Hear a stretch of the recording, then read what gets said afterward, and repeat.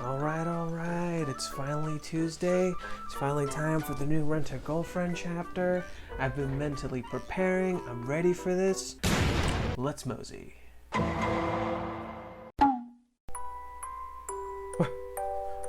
What just happened? Is that it? No, I wanted more. How could you do this to me? I wanted more. No. Oh, there's a Sumi spinoff.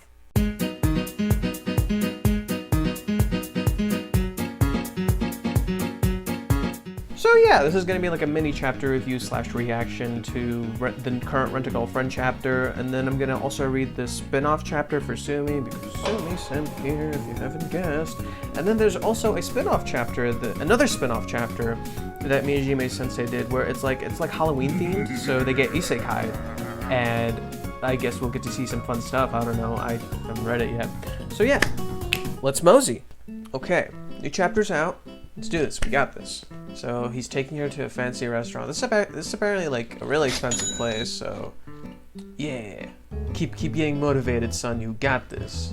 Have a ball when I'm with you. You got me in the palm of your hands.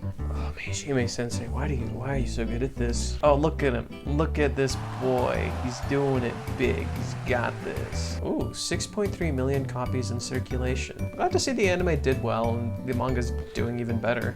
And of course, Miyajime Sensei still does the classic, oh wow, she's so pretty, via the random dudes in the background. And I'm just like, hey, you've done this since chapter 1. Please stop.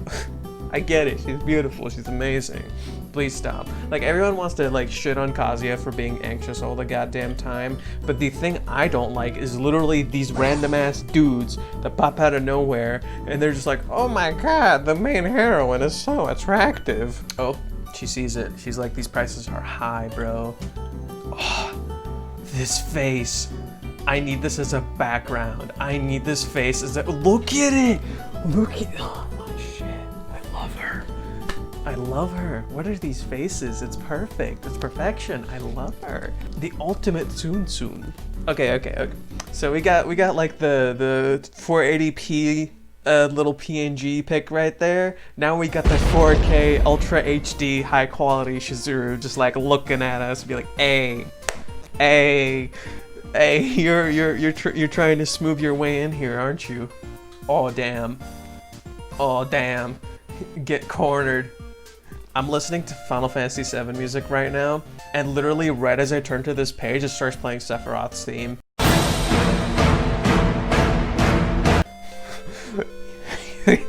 Yikes. She knows. Sanity meter plummeting at the speed of sound. Oh, there's the Iron Lady. Yep. Oh, the suit. I've been telling you guys, I told you in my video, Sumi and Diamori are his anchor. They help him. They're a support system.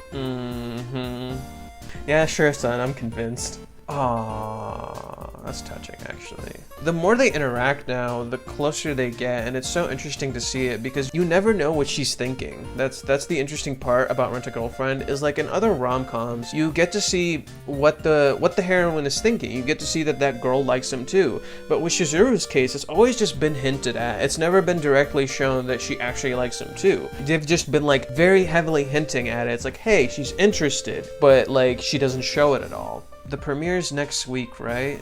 Okay, there we go. Yeah, there's been some confusion around that. Like, Miyajime Sensei mixed up the calendar, so it's like been all over the place, but it ended up being September 30th since this is taking place on September 24th. She didn't see it, all of it, just a little bit. Aww. It was a wonderful movie. That's what she said. Way to touch your heart, man. Kazuya is like just an exaggerated version of the audience. Like, it's like, okay, that's how we feel. That's clearly how we feel. Damn, that was the fastest lunch I've ever seen. That lunch was a panel. That lunch was just one and done. One and done. What I'm saying is, I feel like you've already done more than enough for me. If not for you, the movie would have never been made. I can't ask you for more than that. Well, even so, I still have something I want to do. All I really want from you is to go along with this date. I wish we got a better look at her face there because she looks like she's smiling. I think she's touched by that. Well, if that's what my boyfriend really wants, what can I do? I like how she said that. They didn't put the parentheses on there. Okay, I'm gonna enjoy myself then. Ah. Dude, she's Zero's best girl. She's Zero's best girl. You can't argue with this. These are facts. I like her cat mode too. And besides, she has no idea what else the cheer date has in store for her. Now let's get dangerous. Is my boy starting to plan? Is my boy starting to become a planner? This genius, this mad lad, he's doing it big. Finally, this is the disgusting confidence I'm looking for. Ooh, rock climbing. Okay. Yeah, I read the spoiler summary, so I knew this was coming, but it's interesting to know, like, hey, this is what they're gonna do. Also, it's completely fitting considering I'm watching the rock climbing anime, by the way. It's pretty good. It's not amazing, but it's like, it's really interesting how they do it. You should give it a watch. Remember last time we came? I've been thinking about coming back ever since. Seems like she was really into it last time, and something more physical would be a good change of pace. Stop playing the Sephiroth theme, for crying out loud. And then of course, there's the other reason. Yeah, I haven't gotten to go again since. This should be fun. Mwahahaha, she's enjoying herself. She's enjoying herself. You've already fallen into my trap. Give in to the pleasure. Oh my god, dude. I love this side of Kazuya. We've never seen this side of Kazuya before. I love it. Like, we've always seen that he's a bit mischievous, but we've never quite seen it like this. I like it. Like, they feel like an actual couple. I love it. This guy's eyes gives me the creeps. Nah, son, he's out for vengeance. And vengeance has a name. Dude, he got the hard eyes. Dangerous. I love it. She's so freaking cute, no matter how many times I see it. So if I recall, they only use one color of grips, right? My stupid eyes are wandering. Not to mention, she's really good at this. Kazuya's imagination. Climbing together. No, you're not allowed to climb together like this. 1, 2, 1, 2. Time to get stretchy. Get serious. You want a hand? I'll help you stretch. Help me stretch? But isn't that kind of...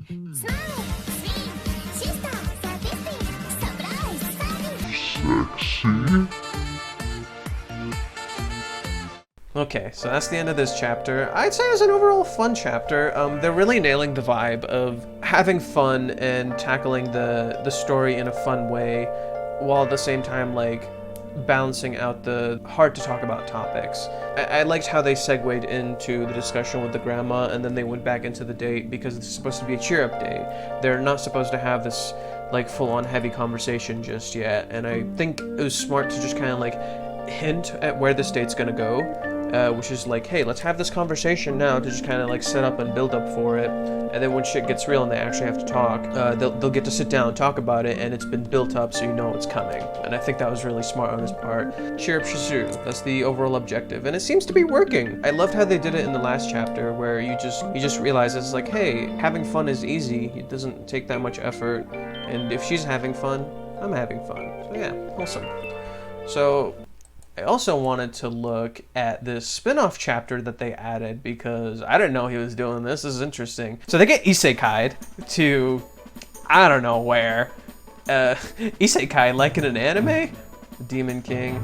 You know, this is kind of fitting because Kazuya looks like Kazuma from Konosuba, so it kind of works out.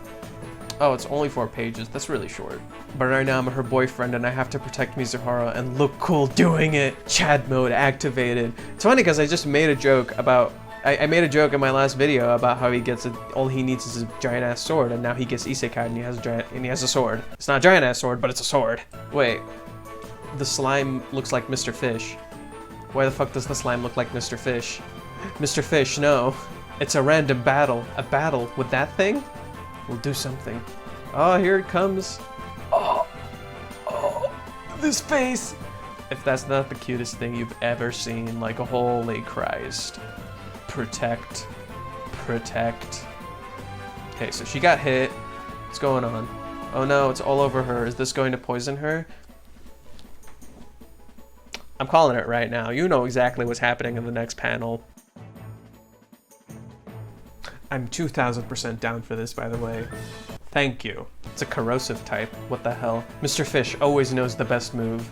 Random shield. It seems like you're enjoying this. How dare you do that to Mizuhara? Of course I'm enjoying this! Who are you kidding? Oh, Just looks like that's it, I guess. Too bad. And then last but not least, I actually wanted to take a look at Sumi's spin-off because I guess today we were blessed with 3 chapters. Sumi is absurdly precious and her doggo is just fluff. She's so cute. She's so determined. Okay, let's just say it right now. Determined Sumi, best Sumi. Easy, easy. There's someone I want you to meet. Oh, this is a flashback. So the last chapter ended after some piece of shit went on a date with Sumi and acted all nice and happy and then pulled a fast one and he's just like, hey, I'm actually an asshole and I don't like you.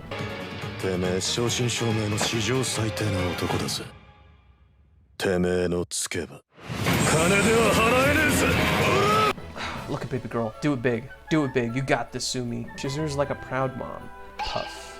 No, don't overthink it. No, she's doing all this makeup. But wait, we know the future, so it's okay. Bam. Boop.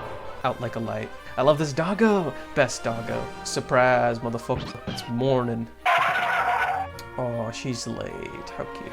She even has the dog as her background. That's even cuter. The dog has, what's his face from that one dude in Haikyuu? The guy with the red hair who does guest blocking. I forgot his name, but he has his mouth and I love it. She reviewed the handbooks 5 minutes later. I end up reading the whole thing. Yeah. Hey, here's your boy. Your boy's right here. He dyed his hair. That's so gaudy, isn't it? Not exactly what I imagined. Damn! Alarm, special occasion, date, the boyfriend. Sumi's mind works in miraculous ways. No, the sight of her psyche snapping. No, Sumi! Poor girl, she waited a full 15 minutes. Okay. It's kind of cool, like, it's redrawn, but you get to see it from the perspective of Sumi. Kazuya's like, what the fuck's going on? Nani? I love that. You get to see this, like, panel, it's like full drawn, high quality, it's just super determined Sumi. Next page. Hi. Future me here. So I didn't record this part, but basically I'm gonna do like a mini review right now where I just kind of talk about how I felt about the story chapter, explain to you like little things I saw here and there while watching or reading. I didn't talk about the Sumi chapter in this, but it's a good thing. I like what they're doing and I like that we're gonna have them bi-weekly, so we just get more stuff in between since we don't get enough with the chapters since they end up being so short. And that's why I like this so much. We get a different perspective of how events played out in her story in comparison to Kazuya's story. Anyways, enjoy, and I'll see you guys later, I guess.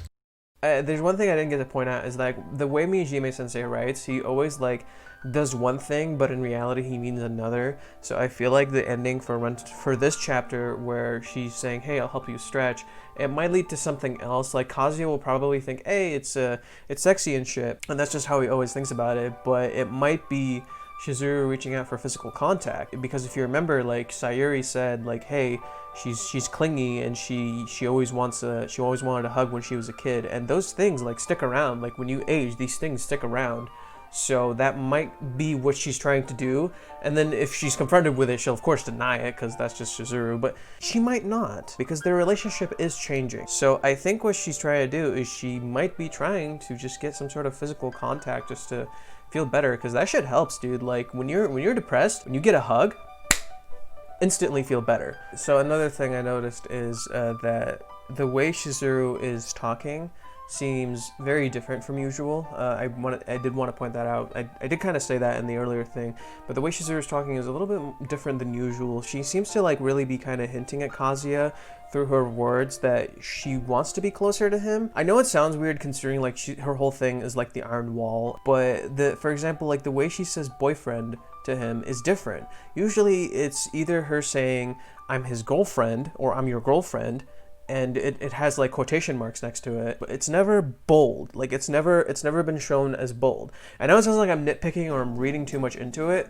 but Miyajime sensei does like to do this with his writing. He'll just like randomly hint at shit and just be like, hey, this is what these characters are doing. And I've noticed like consistently through this chapter, or this like mini arc that's going on right now, that Chizuru's been acting very different. Not just because like of Sayuri's passing, but because like her character just seems different. Like she seems to interact with Kazuya in a different way. She's like saying stuff that she usually wouldn't say. She's acting a lot more emotional than usual. And I think a part of it is the wall cracking down, but also a part of it that she is happy that Kazuya is trying to cheer her up. Because if you noticed, she's still going along with this date.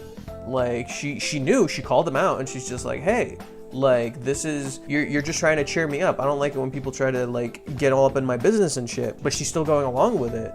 And she was actually kind of happy and smiled, and she said, like, if my boyfriend wants to do it, I'll do it. I think she's low-key actually giving Kazuya real signals now. Like, before it was like not for real, but I think now she's actually giving him signals. I'm wondering, this is just a guess, but I'm wondering if she's low-key doing this because of Grandma Sayuri. I'm wondering, like, I wanna know what's going through her head, and it's really interesting that it's being built up this way, because like you're being led to believe that she's feeling a certain way, but I'm wondering if it is how she's feeling, or she's doing it because of other reasons. And yeah, I just really want to know what's going on through Chizuru's head, because we're not getting enough, we're not being shown enough, and that's always been like a thing in this series. We never get to see enough of Chizuru, we never get to see what's going on in her mind. We've always just gotten clues and hints that this is what she's feeling, this is what's going on with her head. And the way the story is right now feels so focused and concentrated in comparison to like earlier chapters. Like it's so different. It's so different. It feels like you know when you're watching a film and the film has like this narrative that's focused specifically on the narrative and not the exterior world. Everything else seems disconnected from that. It's focused solely on that narrative. And I think that's what's going on here. And I think that's why it's worked so well. And that's why I'm looking forward to future chapters and just to see where this goes, because they're building up something. Miyajime-sensei is building up something. I hope it's good. And it seems like it's good from the way it's going. But he always likes to do a flip and switch. So I'd like to know where he goes. I don't think we're gonna get like a shitty ending. I don't think you should worry about that, but I am curious how he's gonna flip the switch and surprise us, because he's good at that. Like, that's the one thing I really like to give Miyajime-sensei, is he's really good at surprising you in a good way, not in a bad way. And that's the thing I'm looking forward to in this chapter. And yeah, I just really want to see where this goes. Like, there's so many clues, like the way Chizuru is acting around Kazuya, the interactions between them, the constant hints that she is interested, and it's so different from usual. And then just like, even Kazuya's acting different. Like he's motivated, he's mischievous, he's like actually doing shit like how a boyfriend would do shit. I think like her telling him, if it's what my boyfriend wants, I'll do it, is like a huge motivation factor for him, because it's like I'm telling you, she's never said it like this before. I feel like that's like a big thing right now. She's never said it like this before, and it's interesting. I'm really curious to see where this goes. So yeah, I overall think these chapters are good. I like where they're going. They're a bit short, and that does bother me, but it's something I still enjoy. I always look forward to these chapters, and it's always fun to see where Miyajime-sensei could take these in the future. So yeah, I'm looking forward to next chapter next week. The wait begins again. So there is this one panel I missed and I didn't get to talk about while reading the chapter, and it's this one page right after Kazuya tells Chizuru that he wants her to go along with the date, and she says okay. And it's this scene right here where she's walking away, and the way it's drawn just feels so lonely, and I don't know, I just wanted to point that out. It just feels so strange. It's like, I think she's playing along with Kazuya and she is feeling better, but at the same time she's still hurt and she's still distant, and the armor is still up, and it's like kind of like a hidden sadness that you didn't really notice. Miyajime-sensei is like, he's trying to portray it in these panels, so that way you see it's like, hey, like she's feeling better, but she's still not okay. Like she's not over this yet, and she still has some ways to go before she starts progressing and being able to deal with her problems. So yeah, that's pretty much the gist of this. I hope you enjoyed. I'm making a mini script right now for Kazuya's character, and I'm actually going to be doing more of these chapter things. They'll probably end up being a lot shorter than this, since this was like